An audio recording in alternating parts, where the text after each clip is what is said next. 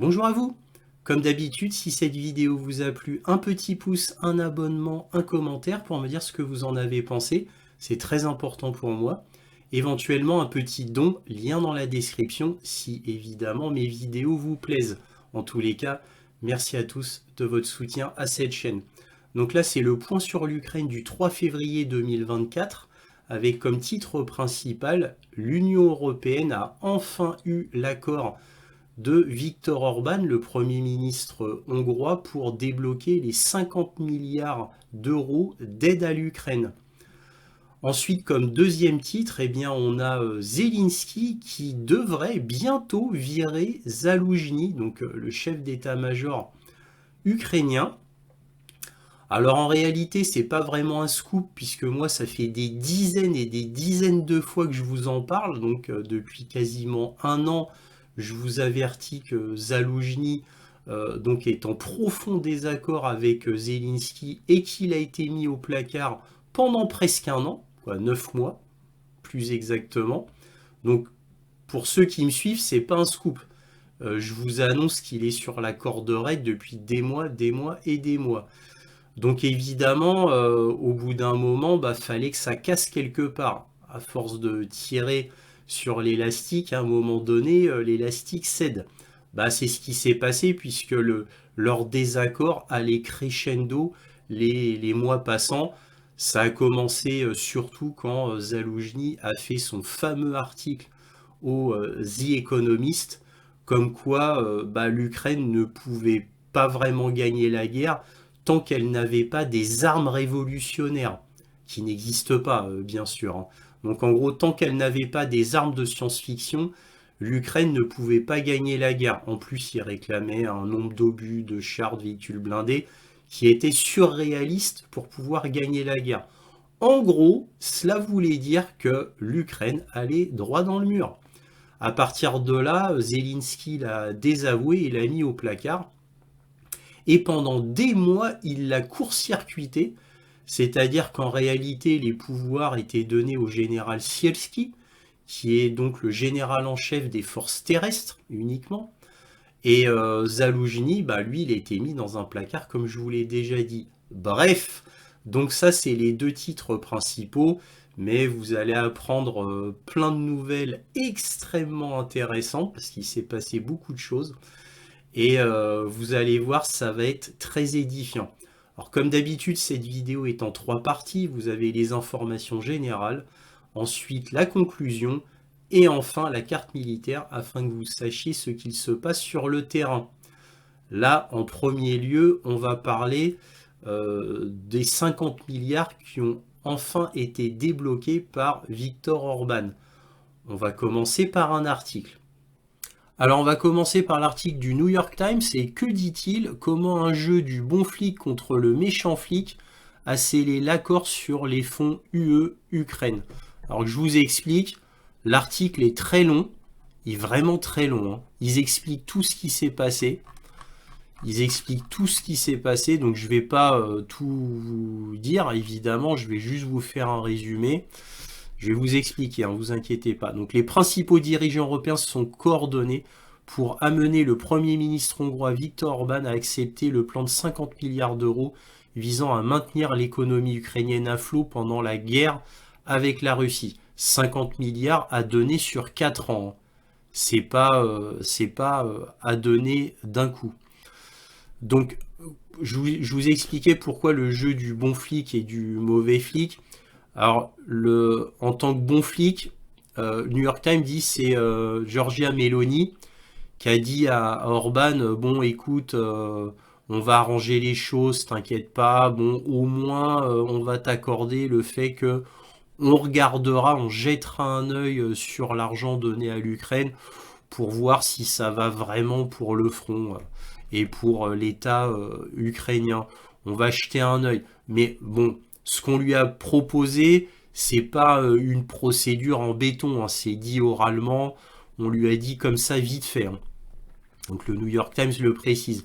Et le méchant flic, c'était Charles Michel, le président du Conseil européen, qui lui a carrément donné un ultimatum à Viktor Orban en disant, écoute, Là, si vraiment tu signes pas l'accord, hein, si tu mets ton veto, bah nous on va s'attaquer à ton économie, on va la détruire méthodiquement et ça va faire très mal. Donc évidemment, c'est pour ça que Viktor Orban, il a... Alors, le New York Times le dit pas comme ça, hein, mais c'est... Voilà, faut le traduire comme ça, hein. Faut le traduire comme ça. Alors, je vais pas tout vous lire, parce que c'est trop long, mais juste ça, parce que c'est intéressant. Certains dirigeants européens ont plaisanté en disant qu'ils enverraient au Premier ministre hongrois Orban leur facture d'hôtel pour les nuits supplémentaires qu'il devait passer à Bruxelles afin de le convaincre de soutenir le financement de l'Ukraine. D'autres, en plaisantant moins, lui ont fait savoir qu'il risquait d'être légalement suspendu des procédures européennes. Et quelques-uns lui ont fait une oreille amicale et compatissante autour d'un verre en fin de soirée, alors qu'il se plaignait de ce qu'il considère comme une bureaucratie européenne dressée contre lui en raison d'une animosité idéologique. Alors dans le New York Times, je vous dis, il fait un article fleuve, l'animosité idéologique, c'est les 21 milliards d'euros qui ont été bloqués parce que Viktor Orban ne veut pas laisser passer les principes LGBT dans son pays, uniquement pour ça. Alors, sachant cela, déjà il y a deux choses qui choquent. Ça veut dire que l'Union européenne a été créée pour que, quand il passe un accord général de l'Union européenne, il y ait une unanimité. Donc ça veut dire que ce principe qui est dans les chartes de l'Union européenne est nul et non avenu. Donc s'il y en a un qui met son veto, en gros, tout le monde est d'accord pour dire oh il est normal de faire pression, de menacer celui qui fait son veto, afin qu'au final, il donne son accord, pour éviter des représailles. C'est vraiment dans l'esprit de l'Union européenne que la charte a été faite. C'est vraiment dans cet esprit que la charte a été faite, pour le fait qu'il faille l'unanimité. C'est vraiment dans cet esprit-là, c'est-à-dire s'il y en a un qui n'est pas d'accord, on lui fait une pression gigantesque, on le menace, pour que finalement il enlève son veto. Ça a été fait dans cet esprit-là? Je ne crois pas. Déjà. Et ensuite, ça veut dire quoi? Ça veut dire que quand un pays n'est pas d'accord idéologiquement ou politiquement avec d'autres pays, eh bien, c'est la loi du plus fort. C'est-à-dire c'est les pays les plus puissants qui peuvent imposer leur idéologie aux plus faibles. Et si le plus faible ne met pas un genou à terre, eh bien il sera écrasé. Voilà. C'est typiquement américain, hein. C'est pour ça que l'Union européenne, de toute manière, a été créée par le département de la défense américain.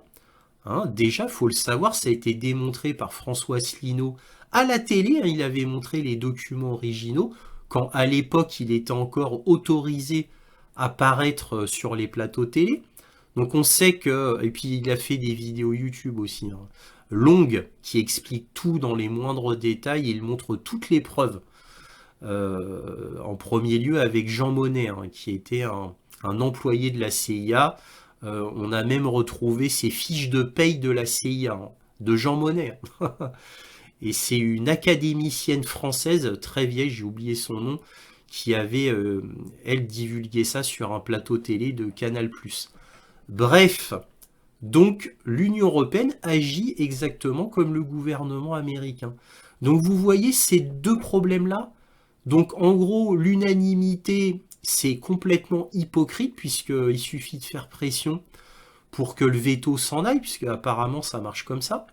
Et des pressions avec menace, attention, hein, et extrêmement grave. On parle d'ultimatum. Hein.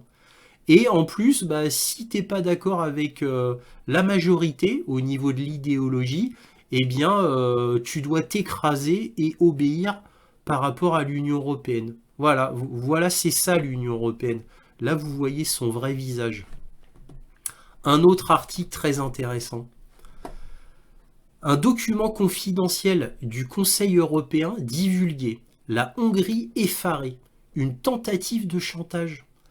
La publication lundi par le Financial Times d'un document du Conseil européen identifiant les faiblesses de l'économie hongroise a été dénoncée par Budapest comme une tentative de chantage de l'Union européenne à 3 jours d'un sommet extraordinaire sur l'aide à l'Ukraine, que bloque toujours le Premier ministre hongrois.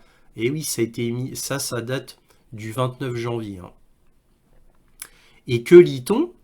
Eh bien, on lit, lors du sommet de décembre, le dirigeant populiste avait usé de son droit de veto pour bloquer cette aide de 50 milliards d'euros sur 2024-2027, dans le but, avoué le lendemain, de décrocher la totalité des 20 milliards d'euros de fonds européens que la Commission refuse au gouvernement hongrois en raison de ses manquements à l'état de droit. J'adore.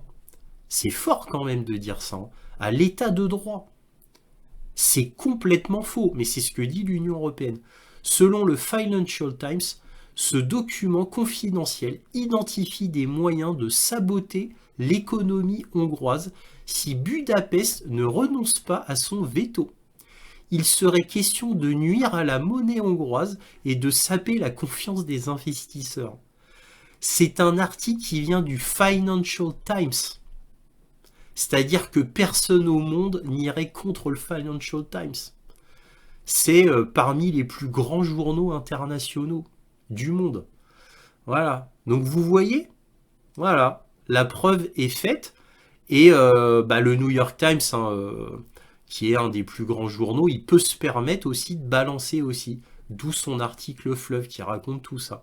Sauf qu'eux, ils sont beaucoup plus courts. Vous voyez? Bref, autre article. On a le New York Times encore. Le dernier défi de l'Ukraine, des tensions croissantes entre les principaux dirigeants. Donc là, on parle de la guerre intestine entre Zaloujny et Zelensky. Les spéculations généralisées selon lesquelles le président Volodymyr Zelensky licencierait son plus haut commandant militaire ont consumé la capitale ukrainienne à un moment précaire de la guerre. Alors pourquoi? Parce que même les grands journaux ukrainiens le disent. Hein. Ukrainska Pravda, Kyiv Independent, Ukraine Forum, etc. Donc, en fait, on l'a su grâce aux journaux ukrainiens, pour être tout à fait honnête. Ça vient des journaux ukrainiens et c'est les journaux occidentaux qui ont repris. Hein. Donc voilà, donc carrément, là, New York Times, hein, Volodymyr licencierait son plus haut commandant militaire. Voilà. Alors je vous avais déjà donné tous les faisceaux d'indices, ça fait des mois et des mois. Il allait peut-être éventuellement le virer. Mais alors pourquoi je vous avais dit ça à l'époque? Tout simplement parce que le bras droit de Zaloujny a été assassiné chez lui, devant son fils de 12 ans quand même, hein, via des grenades. Voilà, et son fils de 12 ans, bon, à la fin, fini à l'hôpital gravement blessé, il a failli mourir avec le bras droit de Zaloujny. Hein. Voilà ce que Zelensky était capable de faire. Et il a viré son deuxième bras droit à Zaloujny, c'est-à-dire le chef des opérations militaires spéciales. Et oui, donc le chef des opérations militaires spéciales, c'est-à-dire des opérations commando, hein, il y a un département, l'Ukraine a un département, son bras droit, il était viré. Et il a appris qu'il était viré via les journaux ukrainiens, son bras droit. Au moins, il n'avait pas été assassiné. Hein. Voilà ce que Zelensky faisait pour persuader Zaloujny de se calmer. Alors ça a calmé Zaloujny quand même, parce qu'il est rentré dans le rang, hein, même s'il était toujours pas d'accord et qu'il gueulait un peu, il gueulait beaucoup moins. Hein. Parce que Boudanov, le chef du SBU, qui est en fait la vraie puissance en Ukraine, lui, c'est un copain de Zelensky. Hein. Voilà. Donc Zaloujny, il était un peu seul. Bon, on verra plus tard qu'il n'était pas vraiment seul au final, puisqu'il y a l'ex-président Porochenko, qui est en fait très lié avec Zaloujny. Et en fait, moi j'ai appris dans des rapports ukrainiens que Porochenko, en fait, lançait en sous-main, préparait tout du moins un coup d'État, avec l'aide de Zaloujny. C'est pour ça qu'il y a eu, c'est de là que sont venues les rumeurs de coup d'État concernant l'Ukraine. Donc en gros, c'est Porochenko et Zaloujny. Alors Boudanov, lui apparemment, c'est un loyal vis-à-vis de Zelensky. Il faut dire que Boudanov, le chef du SBU, et Kirilo Boudanov, a été mis en place par Zelensky. Hein, et qu'il est extrêmement jeune, hein, Boudanov. Voilà. Et pour information, Zaloujny, alors ça c'est les rapports ukrainiens qui disent ça, alors je vous donne un petit scoop. En fait, il y a eu des discussions entre Zaloujny et Zelensky. Zelensky a dit, bon ben écoute, démissionne et je t'offre un poste d'ambassadeur dans un des pays occidentaux. Zaloujny a refusé. Alors ensuite, Zelensky a demandé au général Syrski si lui, il voulait prendre le poste de Zaloujny. Général Syrski a dit non, je veux pas prendre le poste de chef d'état-major. Donc Zelensky a demandé à Boudanov, donc l'actuel chef du SBU. Et Boudanov, Kirilo Boudanov, il a dit non, je veux pas le poste. Au début, il était plus ou moins d'accord, et puis au final, il a refusé. Il a refusé le poste. Donc Zaloujny se retrouve toujours en poste et Zelensky, aux dernières nouvelles, est bloqué toujours avec Zaloujny. Voilà les dernières informations que j'ai. Et alors évidemment, ça, ce sont des rapports ukrainiens, mais ça reste des rumeurs de couloir persistants, hein, je dois le dire, parce que la rumeur de coup d'État, ça fait quand même quelques mois que ça dure. Ceux qui me suivent, vous le savez très bien, je vous en ai parlé à maintes reprises avec Zaloujny comme personnage principal. Le coup de Porochenko, je l'ai appris il n'y a pas si longtemps que ça, parce qu'il opérait vraiment en sous-main. C'est un malin, Porochenko, lui, il veut revenir au pouvoir. Voilà. Donc voilà les infos. Alors bon, pareil, on va pas tout lire, hein, juste le début. Alors que l'Ukraine lutte contre une offensive russe féroce et que ses dirigeants attendent de voir si leurs alliés occidentaux approuveront plus de 100 milliards de dollars d'aide indispensable pour le gouvernement de Kiev qui est confronté à une distraction latente, un tumulte dans ses rangs les plus élevés, centré sur le sort de l'Ukraine, du plus haut commandant militaire. Les spéculations fait rage cette semaine dans les cercles politiques et militaires, dans les médias et en ligne, selon lesquels le président Volodymyr Zelensky aurait limogé le commandant, le général Valéry Zaloujny, les rumeurs étant devenues si répandues que le bureau du président était contraint de démentir publiquement.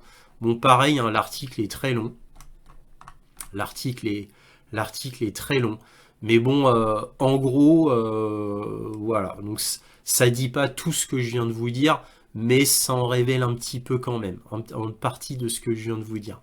C'est-à-dire que l'article du New York Times parle de Porochenko qui travaille en sous-main pour revenir au pouvoir.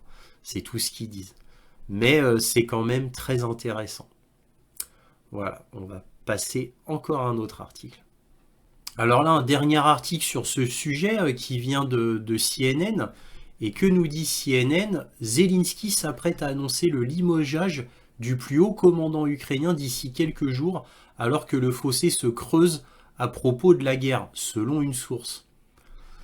Donc là, voilà, le populaire chef de l'armée Valéry Zaloujny a été convoqué lundi lors à une réunion au bureau du président. Il lui a dit qu'il allait être limogé, ont déclaré à CNN deux sources proches du dossier. Après des semaines de spéculation croissante sur les tensions entre Volodymyr Zelensky et son commandant en chef. J'adore. Après des semaines, non, après des mois. Après des mois. Et au moins CNN ne fait pas la langue de bois. Voilà. Et CNN, c'est, j'ai envie de vous dire, une des meilleures sources occidentales en Ukraine. Alors pourquoi? Parce que CNN, ce sont des journalistes qui ont des passe-droits donnés par le gouvernement ukrainien. C'est quasiment les seuls, à ma connaissance, au niveau occidentaux, qui peuvent aller sur tous les fronts et ils sont acceptés. Voilà, parce qu'ils font, évidemment, ils propagent la propagande de l'Ukraine. Hein. C'est pour ça qu'ils sont acceptés. Et CNN fait partie des gros qui en plus acceptent toutes les révisions du gouvernement ukrainien sur tout ce qu'ils produisent, tous les articles de CNN, ils sont d'accord pour que le gouvernement ukrainien les regarde avant qu'ils soient publiés. C'est le gouvernement ukrainien qui décide. Donc si le gouvernement ukrainien là était d'accord pour qu'un article comme ça sorte, c'est que Zaloujny c'en est fini pour lui. Hein. Sauf coup de théâtre, mais voilà. En plus, là, vous voyez, c'est pas peut-être. Hein. Là, il n'y a pas de précaution comme d'autres sources. Là, c'est voilà, viré. Voilà, il va être limogé dans quelques jours. Voilà. Donc, je voulais finir concernant Valérie Zaloujny là-dessus. Un dernier mot maintenant, et j'en finirai vraiment. Valérie Zaloujny, dans les médias, on dit oui, il est populaire en Ukraine, c'est une grande figure, etc. Bon, ça, c'est les médias occidentaux qui vous disent ça, hein. En réalité, il est pas populaire, mais bon, ça passe. On va dire que Valérie Zaloujny, ça passe. Alors ça passe non pas parce qu'il est compétent, parce qu'il est complètement incompétent, Zaloujny. C'est lui qui a mené l'Ukraine à la guerre, hein, et c'est lui qui a pris toutes les décisions avant qu'il soit mis de côté. Donc il est évidemment incompétent. Alors évidemment c'est peut-être un mot un peu dur pour lui, parce que Zaloujny pourrait rétorquer, bah écoute, moi j'ai fait avec ce qu'on m'a donné, hein, et moi ce que j'ai c'est presque rien. Alors évidemment, si on prend ce facteur en cause, là on peut plus trop lui jeter la pierre, évidemment. Mais s'il avait tout ce qu'il fallait au début de la guerre, eh bien oui, là dans ces cas on peut dire qu'il est incompétent. La chose c'est qu'au début de la guerre, on disait pas que l'Ukraine était complètement dépourvue. On ne disait pas cela. Et effectivement, l'Ukraine avait beaucoup de choses, hein, au niveau armement. Donc en fait, dans la population ukrainienne, il est vu comme tout juste acceptable. Un peu incompétent, acceptable, et pourquoi acceptable? C'est parce que lors de la bataille de Bakhmut, d'une voix forte, publiquement et à 3 reprises, il a dit qu'il voulait faire une retraite, qu'il voulait éviter le hachoir à viande, qui a été inventé, bon mot inventé par Prigogine. Donc voilà pourquoi il est populaire surtout, parce qu'il voulait sauvegarder ses hommes. Mais Zaloujny, voilà, si pourquoi il veut, pourquoi il veut, Zelensky veut le virer, bah c'est parce qu'il n'y a absolument aucun résultat sur le terrain depuis le début de la guerre. Alors il y a un mythe dans les journaux occidentaux pour dire que c'est grâce à Zaloujny que les Russes sont partis de Kiev. Non, les Russes avaient prévu de partir de Kiev, ils sont partis en bon ordre. Il n'y a eu aucun combat, strictement aucun combat. Voilà, je le rappelle comme ça, hein. Voilà, et Zelensky connaît très bien la vérité. Voilà, j'arrête là pour la guerre intestine au sein du gouvernement de Zelensky. Donc là maintenant on va regarder le journal australien qui s'appelle australiannews.net. Là, vous voyez le ministre de la Défense chinois. Et qu'est-ce qu'il nous dit? Le chef chinois de la Défense promet son soutien à la Russie sur la question ukrainienne. Dong Jun a également salué la position de Moscou à l'égard de Taïwan. Le ministre chinois de la Défense Dong Jun a déclaré à son homologue russe Sergei Shoigu que la coopération stratégique entre Moscou et Pékin était un pilier de maintien de la paix dans le monde lors de sa première apparition publique depuis sa nomination à la fin de l'année dernière. En tant que deux grandes puissances, la Russie et la Chine doivent approfondir leur coopération et répondre de manière décisive aux défis mondiaux, ont déclaré les chefs de la défense lors d'un appel vidéo mercredi. Nous vous avons soutenu, ça c'est le ministre de la Défense chinois qui parle à Sergei Shoigu. Donc je répète, nous vous avons soutenu sur la question ukrainienne malgré le fait que les États-Unis et l'Union européenne continuent de faire pression sur la partie chinoise, a déclaré Dong, promettant que Pékin ne changera pas ni n'abandonnera sa ligne politique établie à ce sujet, même s'il y a menace de nouvelles sanctions. Dans le même temps, la Chine ressent un fort soutien de la part de la Russie sur la question de Taïwan, ainsi que sur d'autres sujets présentant nos principaux intérêts, ajoutait Dong. En tant que deux forces les plus importantes et clés du monde, nous devons répondre de manière décisive aux défis mondiaux. Donc voilà, les deux forces les plus importantes et clés du monde, donc ils se soutiennent. Et là, on va voir quelque chose qui complète très bien l'article australien. On a Yahoo News qui reprend un article de Ukrainska Pravda du 30 janvier. Et qu'apprend-on? Fourniture militaire livrée à la Biélorussie à bord de 4 vols chinois, rapportent des observateurs. Des observateurs biélorusses ont rapporté qu'entre le 8 et le 11 janvier, un avion chinois, transportant vraisemblablement du matériel militaire, a atterri dans le pays. La nature exacte de la cargaison n'a pas été divulguée, mais il convient de noter que l'avion était stationné dans la zone VIP de l'aéroport, habituellement réservée à l'usage exclusif du président autoproclamé Alexandre Loukachenko. Voilà, donc ça c'est une confirmation qui vient des Ukrainiens, comme quoi la Chine, en fait, aide clairement la Russie. D'un autre côté, c'est tout à fait logique. La Chine ne peut pas se permettre de voir une Russie perdante. Ce serait une catastrophe pour la Chine. Donc de toute manière, la Russie peut compter sur la Chine en tant qu'allié militaire. Et là, la Chine ne s'en cache plus. Exactement comme la Corée du Nord et l'Iran. Donc ça veut dire qu'on a 3 pays importants militairement qui aident activement la Russie. Iran, Corée du Nord, Chine. Il y en a peut-être d'autres, mais dans ces cas-là, c'est de manière plus confidentielle. Donc là, je vais vous parler du fameux crash de l'Ilyushin 76 qui a été abattu par un missile occidental, donc par les Ukrainiens. Donc ce fameux Ilyushin 76 qui avait à l'intérieur 65 prisonniers ukrainiens.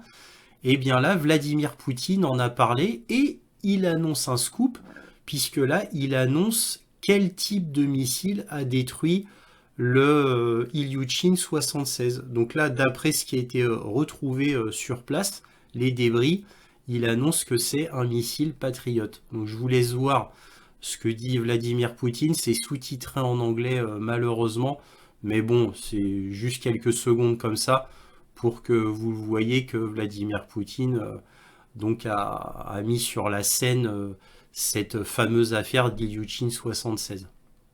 Самолет сбит, это уже установлено точно, американской системой Patriot. Это уже экспертиза установила. Украинские вооруженные силы сбили самолет наш Ил-76, в котором находилось... Donc là, vous voyez un article de Mediazona sur le dernier décompte du nombre de soldats morts russes en Ukraine. Donc là, c'est le dernier décompte de Mediazona en collaboration avec le service russe de BBC News, c'est-à-dire BBC à Moscou, donc qui nous dit qu'il y a 43 460 morts côté russe depuis le début de la guerre. Voilà, donc jusqu'au 2 février.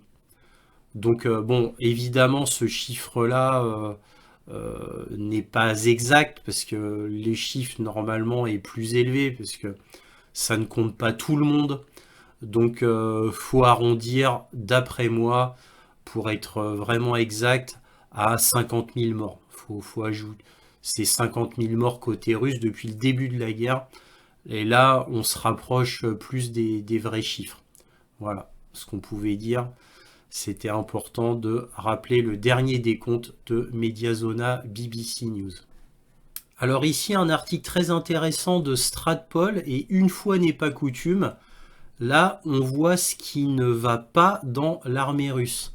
Donc là, on a Sergei Shoigu admoneste une usine de l'Oural pour ses retards dans une commande publique pour l'armée russe. Pour le non-respect des délais, Shoigu a critiqué la direction de l'usine pour avoir retardé la production d'un système d'artillerie prometteur. Les machines devraient déjà fonctionner à pleine capacité, mais tout ici est si calme, pour ainsi dire, a-t-il déclaré. Le chef du ministère de la Défense, Sergei Shoigu, a inspecté la mise en œuvre de la commande publique de défense à l'usine technique des transports de l'Oural et, lors de l'inspection, a critiqué le directeur général de l'entreprise, Oleg Emelianov, rapporte le service de presse du département militaire. Shoigu a critiqué Emelianov pour avoir mis en retard la production d'un système d'artillerie prometteur. Alors le dernier système d'artillerie prometteur, là il parle de l'obusier Koalitia, qui est le tout dernier obusier produit maintenant en masse en Russie, et c'est leur tout dernier modèle d'obusier. Donc là, il finit. Là, c'est citation de Sergei Shoigu. Écoutez, arrêtez de faire les imbéciles ici, les gars. Nous nous sommes occupés de cela en 2022. Nous devions avoir ces machines fonctionnant à pleine capacité en 2023. Mais avec vous, tout est si calme, pour ainsi dire, a déclaré Sergei Shoigu en s'adressant à la direction de l'usine. Bon, évidemment, les traductions sont pas terribles. Mais bon, en gros, il n'était pas content parce que bah, ça ne fonctionnait pas comme prévu, quoi. Là, on a un article de BBC News qui date du 1er février et que dit-il? L'Ukraine frappe le bateau lance-missiles russe Ivanovets en mer Noire. Donc là, on a les forces armées ukrainiennes qui ont effectivement, et là c'est confirmé, ont bien coulé un navire qui s'appelle Ivanovets, qui est un navire militaire d'environ 50 mètres de long, d'une valeur d'environ entre 55 et 60 millions de dollars. Alors ça, c'est les estimations américaines, hein, évidemment. Côté russe, on ne sait pas exactement. Mais d'après les Américains, c'est ce que ça vaut. Et en fait, que s'est-il passé? Ben, les Ukrainiens ont envoyé plusieurs de leurs drones marins, qu'ils appellent Sea Babies. Alors apparemment, ils en ont renvoyé 5 ou 6, peut-être même 8, d'après certains rapports russes, de blogueurs russes. Mais par contre, ce qui est apparemment sûr, c'est que 3 de ces Sea Babies, c'est-à-dire de ces drones navals, ont bien touché donc le navire en mer Noire, pas très loin de Sébastopol. Donc, d'après ce que j'ai pu comprendre dans les rapports, c'est que en fait, le navire a pu arrêter 2 ou 3 drones, mais il y en a 3 qui l'ont quand même frappé. Alors c'est beaucoup, hein. Les Ukrainiens voulaient vraiment faire un coup en détruisant ce petit bateau militaire. Mais alors petit, tout est relatif entre guillemets bien sûr, hein. Bon, faut savoir que un drone Sea Baby, c'est environ entre 250 000 et 300 000 dollars. Donc, mais pour une charge qui est de 700 à 800 kilos, charge explosive. Donc au final, bah, étant donné les dégâts qu'il fait, c'est mieux qu'un drone qui est chargé que de quelques dizaines de kilos d'explosifs, hein. Dans le meilleur des cas en plus, hein. Donc voilà, là les Ukrainiens ont bien joué. Là ils ont réussi un vrai coup militaire. Donc c'est leur, si à ma connaissance, c'est le 3e navire qu'ils ont réellement coulé depuis le début de la guerre. Ils ont coulé 3 navires, donc voilà, donc c'est pas mal. Ils ont coulé le Moskva. Ensuite, ils ont coulé un navire marchand qui pouvait avoir 500 tonnes de marchandises, donc un gros navire marchand, pas un navire militaire, et celui-là. Donc voilà, donc l'Ivanovets, un petit navire de guerre, a reçu des coups directs sur la coque pendant la nuit, après quoi il a coulé, selon les renseignements militaires ukrainiens.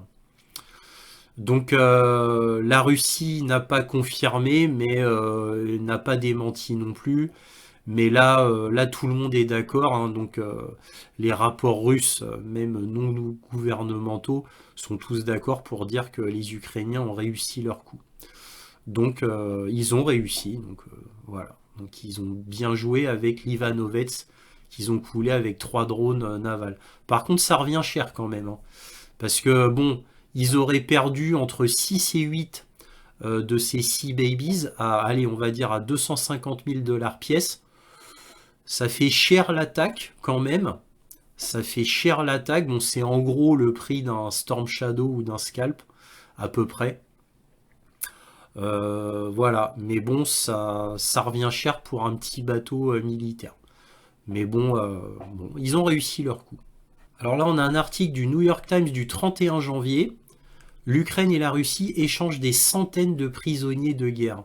Cet échange a eu lieu une semaine après le crash d'un avion de transport militaire russe qui, selon Moscou, transportait des prisonniers ukrainiens. Je vous montre très vite cet article. pour vous dire que bon, voilà, le business reprend et qu'il y a eu là un très gros échange de prisonniers malgré l'événement qui s'est passé avec l'Ilyushin 76. Donc voilà, il y a toujours des liens entre l'Ukraine et la Russie. Alors là, on a un article de Ukrainska Pravda qui date du 31 janvier et que dit-il? Les bénéfices des actifs russes détenus par l'Union européenne d'une valeur de 260 milliards d'euros iront à l'Ukraine, d'après le ministère de la Justice ukrainien. Alors évidemment, ça j'y crois très peu. J'y crois très peu. Je suis extrêmement sceptique. Imaginez-vous si l'Union européenne volait les 260 milliards d'euros qui appartiennent à la Russie, ce serait du vol pur et simple. Ça ferait un dangereux précédent dans l'histoire de l'économie du monde et évidemment décrédibiliserait définitivement l'Union européenne, dans le sens au niveau des investissements mondiaux. Alors plus personne voudra investir dans l'Union européenne, alors surtout des pays comme la Chine par exemple ou l'Arabie Saoudite et d'autres encore. Donc ça, bon, c'est ce qui rêve, hein, l'Ukraine rêve de cela, parce qu'évidemment ces 260 milliards d'euros iraient à l'Ukraine, hein, ce serait donné à l'Ukraine. Donc l'Ukraine en rêve, l'Union européenne aussi en rêve, mais à mon avis ça ne se fera jamais, parce que là on tombe dans l'inconnu économique, et à mon avis jamais ils oseront faire ça. Surtout que la Russie a menacé qu'elle aussi avait des avoirs des pays occidentaux dans son pays et qu'elle pourrait très bien faire la même chose aussi. Alors peut-être pas avec autant d'argent, mais la Russie a menacé qu'elle pourrait faire la même chose. Et oui, il ne faut pas oublier que la Russie a été pendant près de 20 ans amie avec l'Union européenne, hein, ne l'oublions pas. Donc il y a des avoirs européens et américains aussi en Russie, même s'il y en a moins que dans l'Union européenne. Alors quand j'ai regardé le site gouvernemental américain, qu'est-ce que j'ai vu? Voyage du sous-secrétaire d'État aux Affaires étrangères Victoria Nuland. Bon, je vous traduis en titre réel. Hein. Au 31 janvier 2024, elle se rend à Kiev. Alors évidemment, nul hasard. Victoria Nuland, là, elle se rend à Kiev. Pourquoi? C'est la veille de la parution dans tous les de grands journaux occidentaux que Zelensky vire entre guillemets Zaloujny. Alors le Washington Post et le New York Times et le Financial Times, eux, c'est carrément, ils disent que Zelensky a viré Zaloujny. D'autres journaux sont plus prudents. Bon, bref, il y a forte chance que en réalité Zelensky ait déjà pris sa décision et d'ici la fin de la semaine, ce week-end peut-être, Zaloujny soit effectivement viré. Bref, nous verrons. En tous les cas, encore une fois, nulle surprise. Alors, elle se rend la veille de la publication dans les journaux que entre Zaloujny et Zelensky, ça va très très mal, tout simplement pour redresser les choses ou pour planifier le remplacement de Zaloujny. En tous les cas, si on pouvait faire une analogie, en gros, c'est les parents qui rentrent après plusieurs jours d'absence chez eux. Ils ont laissé leurs enfants tout seuls, les enfants ont fait des bêtises, et en gros, les parents y rentrent pour dire, bon, écoutez, tout le monde autour de la table, dans la cuisine, allez, on va parler, et donc voilà, donc je pense que Victoria Nuland, elle qui est l'instigatrice du coup d'État en 2014 à Kiev, qui fait partie des piliers de l'État profond, qui a toujours été en fait le véritable chef pour tout ce qui touche à l'Ukraine, en réalité, encore une fois depuis 2014. Donc elle a un rôle absolument éminent dans le gouvernement américain, c'est elle qui chuchote à l'oreille de Joe Biden concernant l'Ukraine, et depuis très très très longtemps. Donc c'est un personnage qui est très puissant, Victoria Nuland, depuis des années. Et donc là, après, bon, on peut se perdre en hypothèse, mais la probabilité la plus importante, je dirais, c'est qu'elle est venue remettre les choses d'équerre, peut-être trouver un remplacement à Zaloujny, dire ce qu'il faut faire à Zelensky, bref, rétablir de l'ordre dans le gouvernement ukrainien. Parce que là, ça part en vrille, mais complètement. C'est extrêmement grave pour l'Ukraine, hein. C'est extrêmement grave pour l'Ukraine. Parce que si Zaloujny est viré, et à mon avis il va l'être, eh bien bah là ça va faire un scandale gigantesque en Ukraine, et imaginez-vous le moral pour les troupes, hein. Donc voilà, donc faut pas oublier tout ça, et la visite de Victoria Nuland, elle est tue par les grands journaux, mais en fait c'est une annonce très importante. Alors un dernier mot sur Zelensky, Zaloujny, ça me revient. Faut pas oublier que Zaloujny, il a été formé aux États-Unis et qu'il a été nommé chef d'état-major, si je me trompe pas, en 2017. Donc le fait que Zaloujny ait, entre guillemets, trahi les Américains en refusant la grande offensive vue par les Américains, c'est-à-dire se concentrer dans la région d'Orirov, piquer sur Tokmak, Melitopol et rejoindre la mer d'Azov, les Américains ont voulu que toutes les forces ukrainiennes soient concentrées en un point pour faire cette percée. Il ne faut pas oublier que Zaloujny a refusé. Je vous en ai parlé l'année dernière à maintes reprises. Et donc, bon, Zaloujny s'est un peu grillé du côté des Américains. Donc il est fort possible que les Américains donc, aient complètement laissé tomber Zaloujny, et qu'ils ont un autre pion à mettre à sa place. Donc on parle de Boudanov, mais Boudanov, comme je vous l'ai déjà dit, a refusé le poste de Zaloujny. Donc là, Zelensky, comme je vous l'ai encore une fois déjà dit, est un peu coincé. Bon, peut-être que les Américains, avec Nuland sur place, ira voir Boudanov et lui dira, bon bah écoute, tu prends le poste et tais-toi. Voilà, peut-être, nous verrons. En tous les cas, voilà, il me semblait que c'était important à rappeler. Là, on a un article intéressant de Ukrainska Pravda. L'entreprise ukrainienne Energoatom précise comment sera financée la construction des nouveaux réacteurs. Et oui, donc ils veulent construire des nouveaux réacteurs nucléaires. Donc là, ce sera financé, disent-ils, par les fonds propres d'Energoatom, ainsi que des banques et des institutions financières internationales. Bon, vous vous doutez bien qu'il y a évidemment l'Union européenne là-dedans. Donc là, il y a quelque chose qui est intéressant. Donc Herman Alushenko, ministre ukrainien de l'énergie, a annoncé la semaine dernière que la construction de 4 nouveaux réacteurs nucléaires débuterait cette année, en pleine guerre, en croisant les doigts pour que les Russes, évidemment, ne bombardent pas la construction de ces 4 réacteurs nucléaires.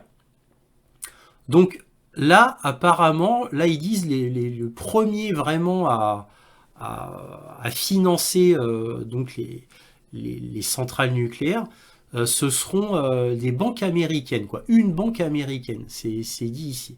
Une banque américaine. Bon, d'accord. Alors là, déjà, les Ukrainiens ont implémenté le fait que la centrale nucléaire de Zaporojye, ils peuvent mettre une croix dessus, qui était la plus grande d'Europe, je vous le rappelle. Donc je comprends qu'ils veulent construire des nouveaux réacteurs nucléaires. Donc déjà, ça veut dire qu'ils ont abandonné concernant la prise de la centrale nucléaire de Zaporojye, aussi appelée d'Energodar, puisque ça vient de la ville d'Energodar. Voilà. Et évidemment, qui va financer, c'est nous. C'est l'Union européenne, ce sont les États-Unis, bien évidemment, les vaches à lait habituelles. Voilà. Mais moi, ce qui m'étonne toujours, c'est que là, les Russes bombardent les infrastructures énergétiques depuis très très longtemps. Certes, ils n'ont jamais bombardé de centrales nucléaires. Ça, faut le rappeler. Ils ne bombardent jamais les centrales nucléaires, ils ne bombardent que les transformateurs. Voilà. Donc tous les systèmes extérieurs, mais jamais les centrales en eux-mêmes. Quand je parle des centrales à charbon, etc. Toutes les centrales thermiques et électriques, et surtout les centrales nucléaires, ne sont jamais bombardées. Quand les Russes frappent les infrastructures électriques, ce sont les transformateurs, les lignes haute tension, ce genre de choses. Je le rappelle, au cas où vous ne le sauriez pas. Donc là, par contre, là, comme ils construisent, donc il n'y a aucun danger, Qu'est-ce qui empêchera les Russes de bombarder les chantiers de centrales nucléaires? Puisque là, il n'y a aucun danger. Ils peuvent le faire, il n'y aura aucun remords, aucun problème. Voilà. Et donc, ces investissements partiront en fumée. Voilà. Donc, c'est complètement stupide. C'est ça que j'ai envie de vous dire. Donc, c'est un peu à l'image de ce que je vous avais dit dans quelques points sur l'Ukraine. C'est-à-dire, tout le monde veut construire un complexe militaro-industriel en Ukraine. Je parle des Allemands, Français, Anglais, Américains, afin d'avoir une main-d'œuvre à très bas coût et donc de produire en plus grosse quantité. Mais est-ce que les Russes laisseront faire? Je n'y crois pas un seul instant. Mais bon, voilà, donc ils sont en train de faire des pourparlers comme ça, et bien évidemment, je le répète, c'est nous qui allons payer, comme d'habitude. Selon l'article de Business Insider du 30 janvier, la guerre de Vladimir Poutine contre l'Ukraine stimule l'économie russe selon le FMI. Le Fonds monétaire international a relevé ses prévisions pour l'économie russe pour 2024. Il s'attend désormais à une croissance économique de 2,6% cette année.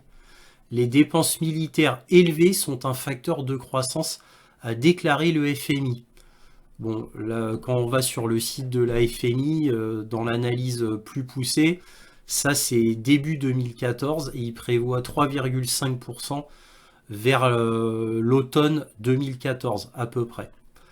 Donc bon bah voilà quoi, qu'est-ce que vous voulez que je rajoute de plus? C'est le FMI qui le dit, hein.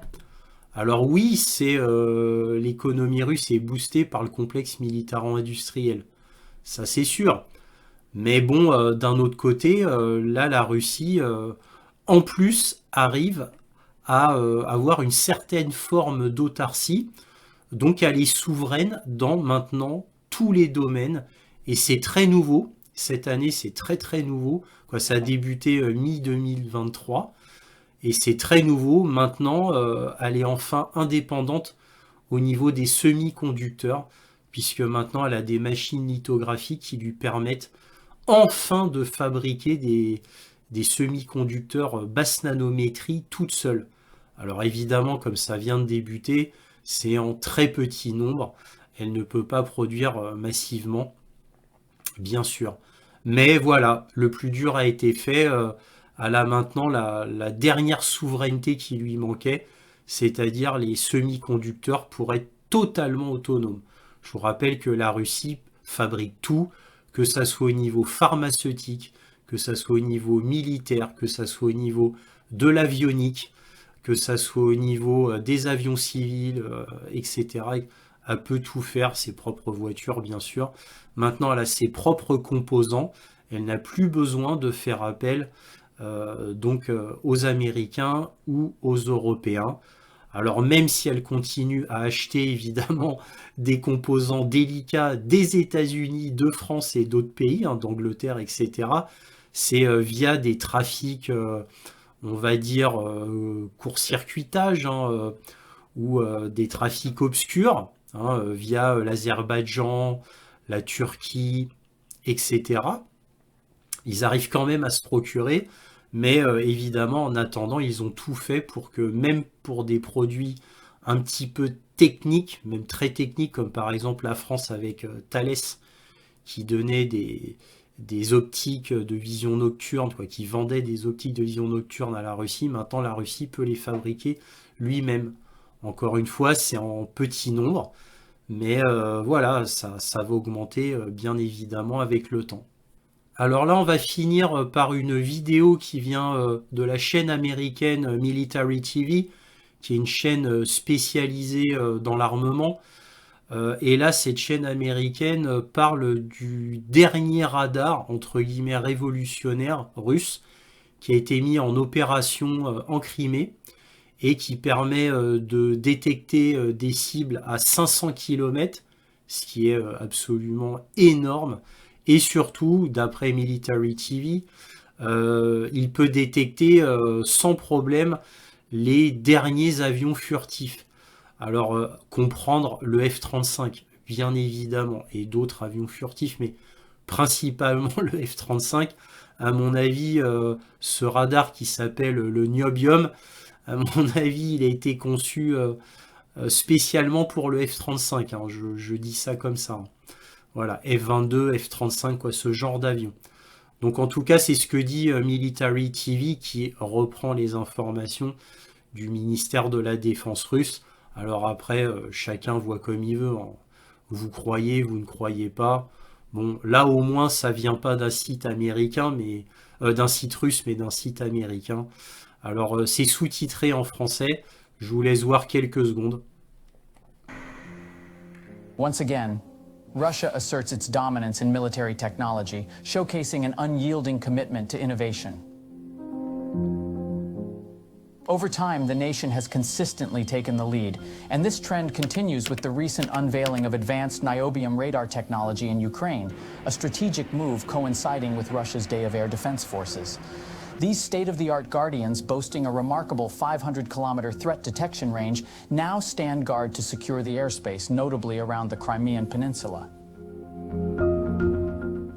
Positioned on a mobile platform, their sleek exterior conceals a technological powerhouse. With unwavering precision, niobium scans the skies, adeptly identifying aircraft, helicopters, and elusive stealth technology. As this cutting-edge radar takes center stage, what strategic advantages does it promise to deliver for Russia in the ongoing conflict? Join us as we explore the intricacies of this cutting-edge radar and explore the extent of its contributions in the ongoing conflict between Russia and Ukraine. Alors la conclusion de tout cela, eh bien ça y est, l'Union européenne a gagné. Elle a gagné, les 50 milliards seront alloués à l'Ukraine, grâce à Viktor Orban qui finalement a cédé.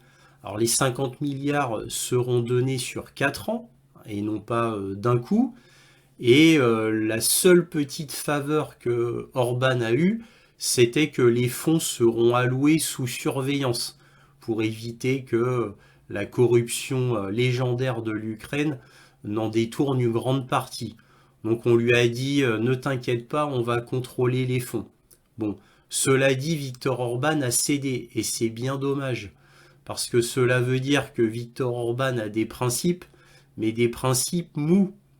Donc il aurait pu passer pour un héros international qui réclamait un cessez-le-feu et la paix, donc il réclamait ça, et en plus il disait que bon, bah, les fonds donnés à l'Ukraine ne feraient que prolonger la guerre et donc faire toujours plus de morts, un véritable massacre. Et il voulait que les partis négocient, et négocient réellement, quitte à ce que les négociations soient un peu forcées par l'extérieur. Ce qui n'était pas sans rappeler ce que certains envisagent pour la guerre Israël-Hamas. Bon bref, donc l'Union européenne a donc gagné.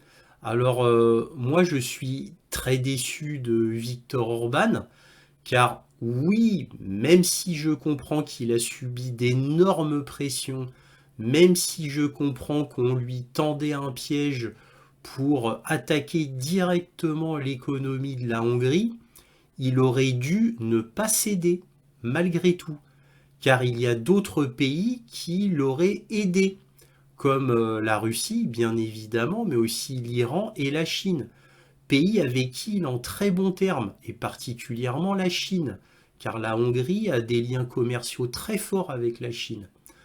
Bref, il aurait pu s'en sortir et il aurait été vu par sa population comme un président, un premier ministre, très fort, qui ne renie pas ses principes et qui n'aurait pas été un mercenaire vis-à-vis des 20 milliards d'euros qu'il attendait de l'Union européenne.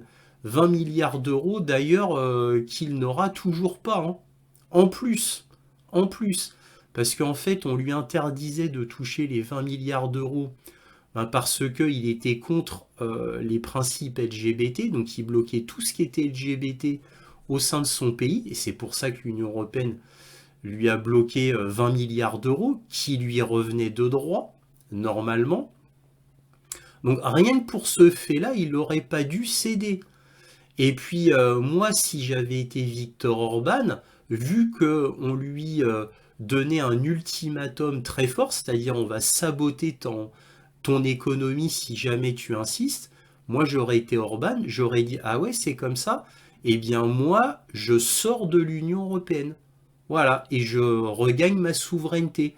Et je ne serai pas un éternel mendiant sur les 20 milliards que vous me devez.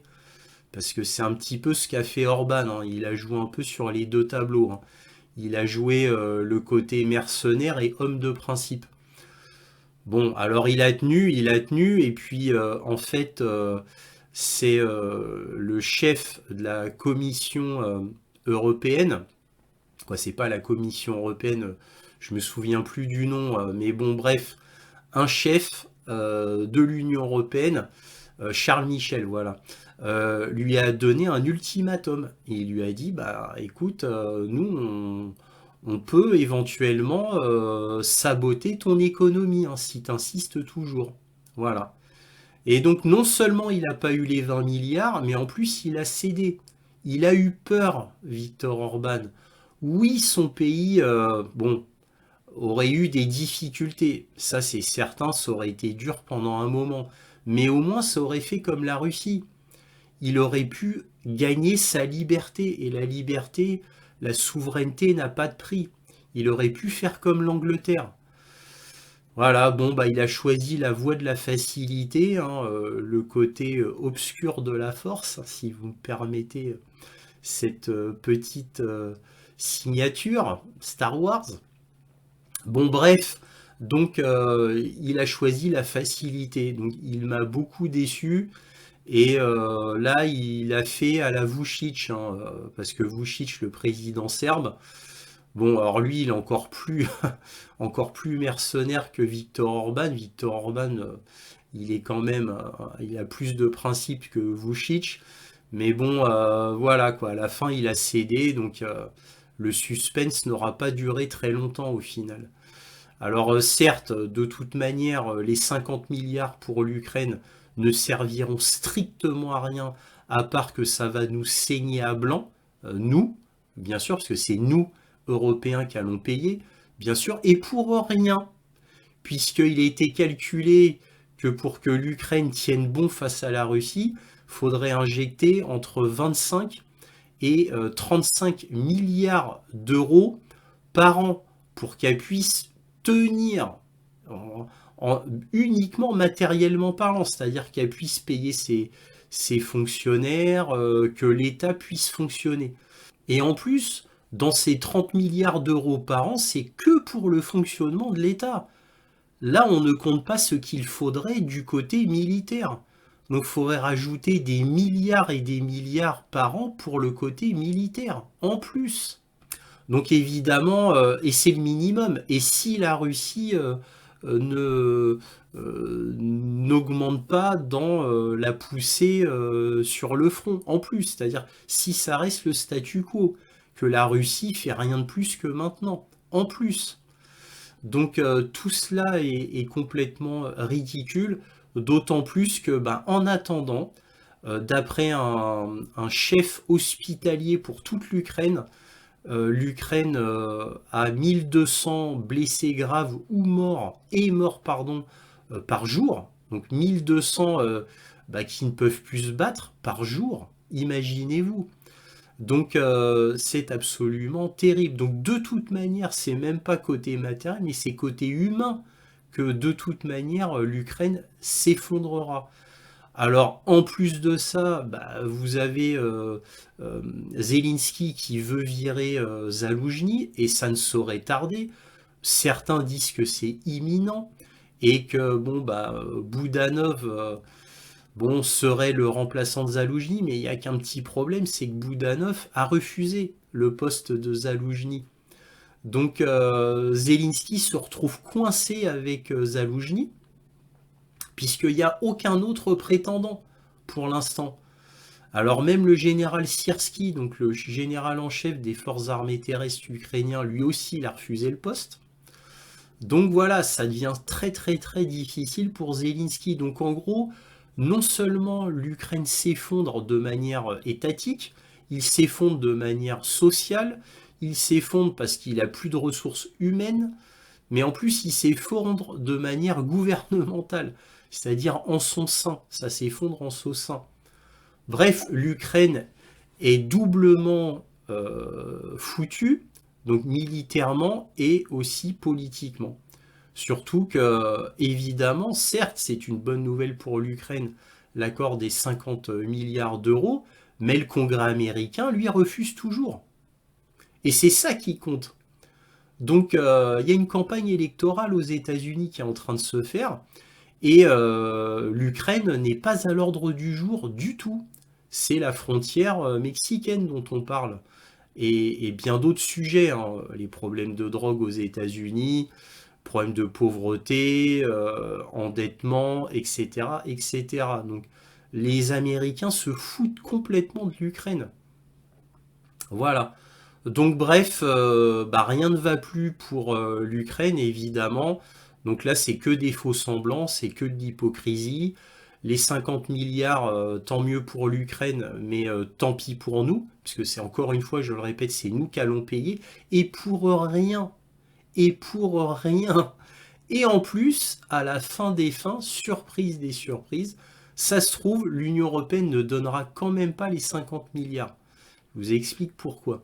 Parce que si la Russie est grande victorieuse, c'est-à-dire une victoire dans les grandes largeurs, c'est-à-dire que tout le monde reconnaît que l'Ukraine, c'est terminé, c'est à la Russie. Alors, quand je dis l'Ukraine, pas forcément toute l'Ukraine, mais symboliquement que ça y est. Il a pris tous les territoires qu'il voulait, plus les 3 oblasts. L'Ukraine est bloquée, elle n'a plus accès à la mer Noire, etc. Bref, je vous en ai parlé à maintes reprises. Il a réussi son coup. Voilà. À quoi ça servirait de donner 50 milliards à l'Ukraine alors? Ça servirait strictement à rien, puisque la victoire russe serait là. Donc ce serait nul et non avenu. Donc ce serait une double bonne nouvelle, une bonne nouvelle pour nous les Européens, parce que nos impôts n'iraient pas financer la guerre en Ukraine. Donc ça voudrait dire aussi qu'on arrête le massacre, hein, de part et d'autre d'ailleurs, hein, des deux côtés. Et ça voudrait dire, comme c'est la fin de la guerre en Ukraine, que peut-être tout va redevenir, pas comme avant rapidement, mais que on soit sur des rails pour que les relations avec la Russie se renormalisent au fil du temps. Alors évidemment, on part de tellement bas que ça prendrait peut-être des années, mais au moins qu'il y aurait une renormalisation et éventuellement une acceptation de l'Union européenne et des États-Unis quant à la victoire de Vladimir Poutine. Et qu'enfin on rouvre les Nord Stream, et donc ce qui voudrait dire qu'enfin on arrête cette crise énergétique, et donc qu'on puisse se redresser économiquement. Et je parle de toute l'Europe, et en premier lieu de l'Allemagne. Alors faut souhaiter une victoire de Donald Trump concernant l'Allemagne, puisque si c'est les démocrates, Joe Biden qui passe encore une fois, eh bien le plan de l'État profond continuera, c'est-à-dire destruction économique de l'Europe, et en particulier de l'Allemagne, puisque c'est le but de l'État profond. Comme je vous l'ai déjà démontré en vous sortant les documents originaux qui avaient fuité de la Maison Blanche. J'en ai fait une vidéo. Voilà ce qu'on pouvait dire sur la conclusion. Maintenant, on va passer à la carte militaire. Alors là, maintenant, on va passer à la carte militaire. Alors, il s'est passé surtout des choses sur Avdiivka. Sinon, ce qui s'est passé, c'est au large de la Crimée. Il y a eu ce bateau, une vedette qui devait, dont le rôle est de tirer des missiles anti-navires, qui a été donc percuté par 3 drones navals. Donc 3 drones qui venaient certainement d'Odessa. Alors évidemment il a coulé, donc ça c'est confirmé. Et apparemment en fait 6 ou 7 drones ont été nécessaires pour le couler. Donc on peut comprendre que les autres ont été abattus par le bateau. Voilà, bon, c'est un relativement petit bateau de guerre qui était prévu à la base pour détruire des navires. Donc c'est pas un bateau d'une importance énorme, mais ça reste quand même un succès côté ukrainien. Alors sur Klinky, j'ai pas de nouvelles. Alors à mon avis, il s'est rien passé de spécial. Dans la région d'Orirov non plus, j'ai aucune nouvelle spéciale. Donetsk a été bombardé à 2 reprises, encore une fois. Donc c'est des civils qui meurent à chaque fois. Sinon, sur Sivelsk, il ne s'est rien passé de spécial. Par contre, oui, bien sûr, Avdiivka, il y a eu une avancée, surtout sur le milieu et sur le nord. Donc il y a eu une avancée ici et ici. Et il y a eu une avancée ici, parce que c'était plat la semaine dernière. Donc là, ils ont eu une avancée ici, donc au sud-ouest d'Avdiivka. Voilà, bon, sinon à part ça, sur le reste du front, pas grand-chose. Sur Bakhmut, apparemment, ça grignote toujours vers le nord. C'est là où ça avance le mieux. Sivelsk, je vous l'ai dit, il y a rien de spécial. Sur Kupiansk, Kupiansk, ils essayent d'avancer toujours, hein, mais les Russes n'avancent pas vraiment. Par contre, sur la région de Kupiansk, encore une fois, le ministre de la Défense ukrainien a rappelé qu'il y avait toujours 120 000 hommes avec plus de 1500 chars, apparemment, ça c'est ces termes, hein, qui attendraient toujours là, donc ça fait quand même des mois. Donc le ministre ukrainien de la Défense subodore qu'en fait les Russes sont en préparation sur plusieurs mois pour éventuellement lancer une grande offensive au nord. Donc c'était une vieille inquiétude qu'il avait déjà, il y a déjà plusieurs mois déjà, le ministre ukrainien de la Défense, qui n'était pas lui, c'était un autre, là c'est Umerov.